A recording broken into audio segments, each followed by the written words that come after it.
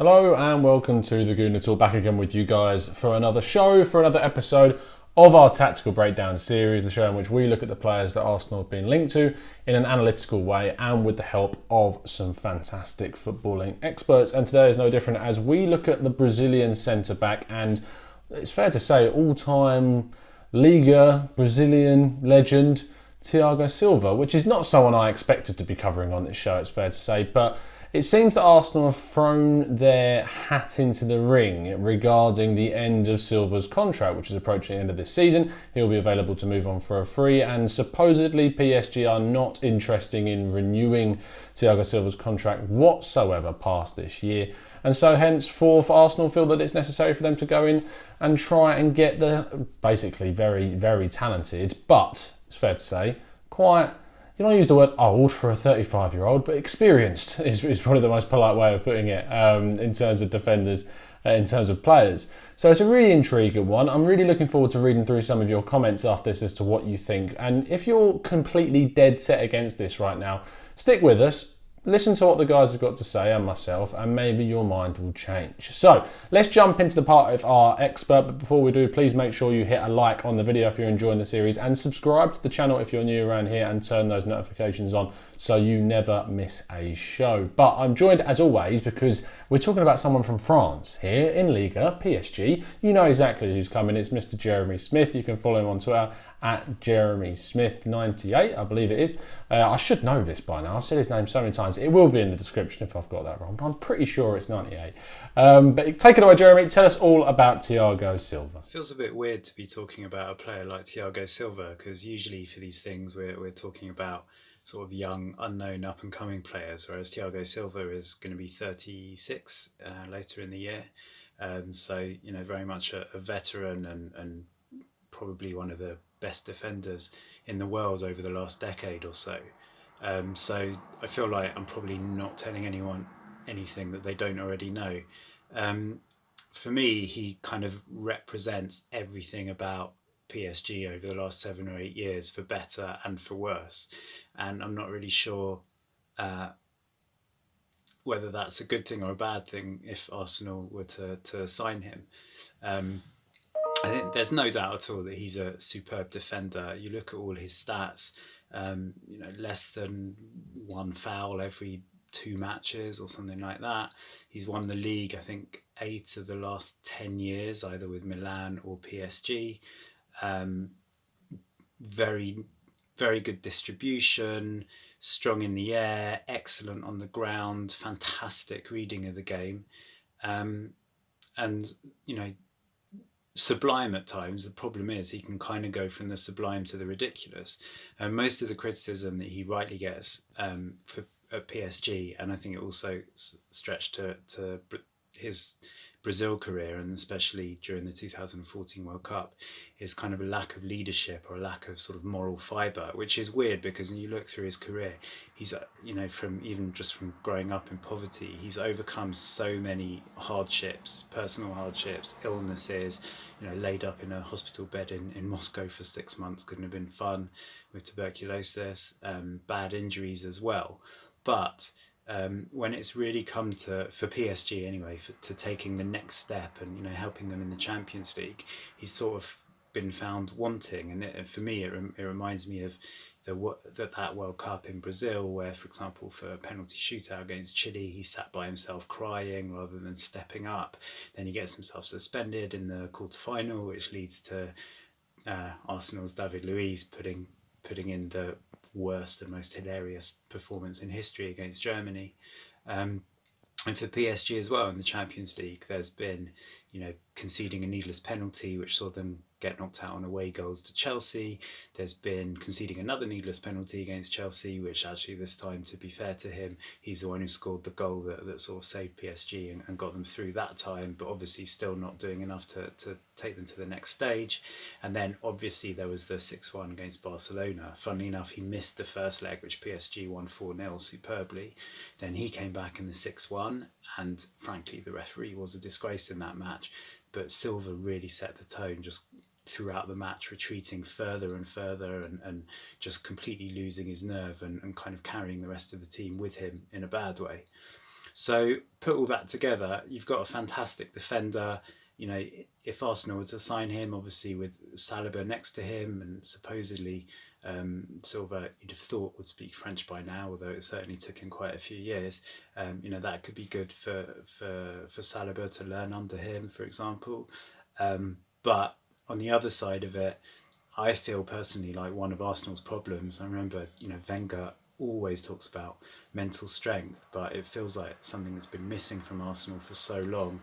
And Silva, you know, sometimes when I saw the links, the first thing I thought of was Gallas sitting in the centre circle having a hissy fit. You know, that's not the kind of thing that Arsenal want to revisit. So it really depends which Silva you get. And for me, at 36, when you're looking for leadership in a league with slightly more physical demands, I'm not entirely sure it's the greatest signing in the world, but on a free, with the great experience he's got, it's probably worth a punt. So there you go. Jeremy sort of hit the nail on the head with where I was looking and thinking of things. Now, Jeremy did text me afterwards saying some things that he may have left out of the video that he wished he'd included. And one of those was quite interesting because he talks about how he has been good this season. And actually, in terms of the games that PSG has lost, he's not featured in too many of those games. So when he's not in the side, it clearly has a massive detrimental effect on PSG's defensive capabilities. So for a player, you can talk about possibly presence, leadership, and even the guys' defensive qualities themselves. And we're going to go into some of those, especially with our statistics. But what's really interesting for me is the impact that Thiago Silva has on this PSG team when he's not in the side. But let's jump into those statistics right now and have a look at his heat map. So you can see that he plays on the right-hand side of that sort of centre-back role. They play differing styles at PSG. Most of the time it's 4, but sometimes it's 3. And it's a really weird one to get your head around who's going to start a centre-back these days at PSG, because Marquinhos is all over the place.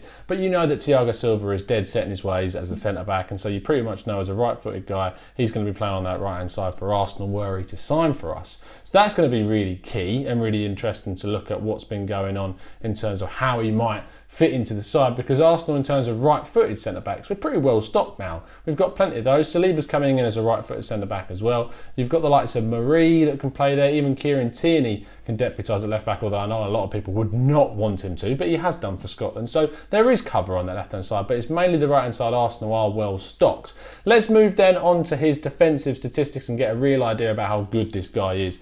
So he's winning 71% of the duels that he gets involved with, and that is an exceptionally high stat. So you're clearly seeing there that this guy has got the experience, he's got the ability, he is still very, very good. He's not getting involved in too many because PSG dominate these games, but the 3.71 times he does in each game, 71% of those are being won. 61 aerial duels are also being won very, very strong. When Thiago Silva's, from memory, he's around 6 foot. Now, that's not tall, but to win 61% of those shows the gravitas, the presence that this guy has in the box. Loose ball duels is winning 60% of those. That's really good as well. Sliding tackles winning 57% of those, although that's not really part of his style. And for a centre-back to be intercepting 5.51 is very good as well. Losses to recoveries is massively skewed in a recovery favour, massively so. 20% of those being in their opposition half, which for a centre-back is wildly impressive as well. And 52%, of course, you would expect to see lost in his own half. But it's weird where the 48% are being lost in the opposition half. Where is this guy going? I suppose we saw on the heat map that he can drift forward. And for a team like PSG, they will have that back line on the halfway line quite a lot to keep that high press up. Clearances are high, fouls quite low, and yellow and red cards are low, which is really strong as well.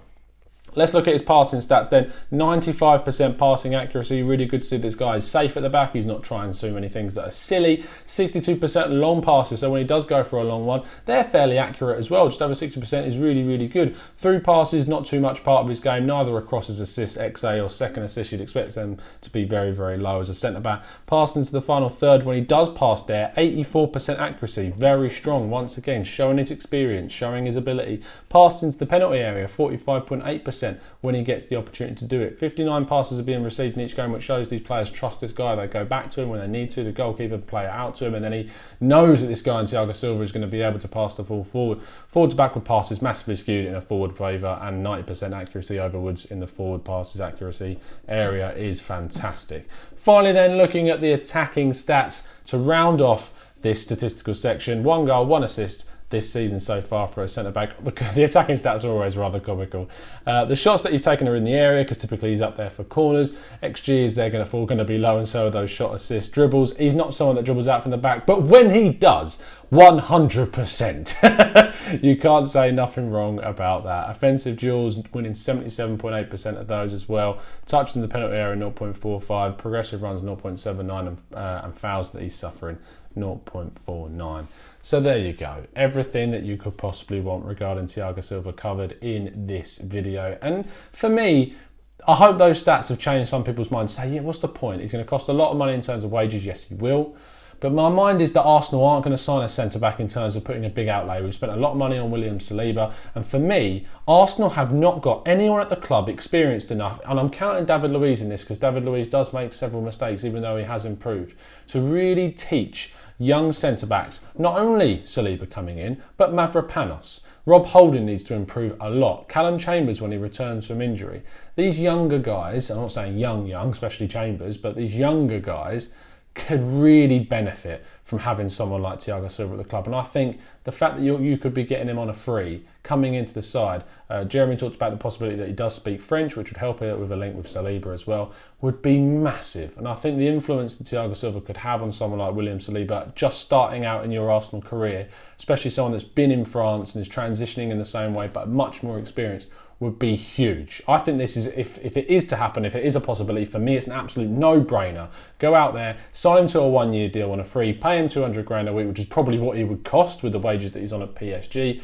For me, that's fine. I'm happy to do that, because I know that Arsenal aren't going to put 40-50 million on a centre-back this season. They might for a midfielder. That's the area where I think we need most of the work to be done in, and I'm more than happy for us to spend a chunk of the wages that we might recoup from obviously getting rid of Henrik Mkhitaryan on Thiago Silva. Let me know what you think in the comment section below. I'm really intrigued to know what you think. Please drop a like on the video if you've enjoyed it. Please make sure you subscribe to the channel to get more of this content, and of course hit that notification bell so you get told when we go live on our live shows, and obviously when these shows drop too. Football's back next week. Can't wait to get back into the raw reaction style of things. Going to be excited to do that with you guys and everything, so make sure you tune around for that. And the Tactical Breakdown podcast should be out on Monday with an athletic surprise. So we'll see you again very, very soon. And as always, up the Arsenal.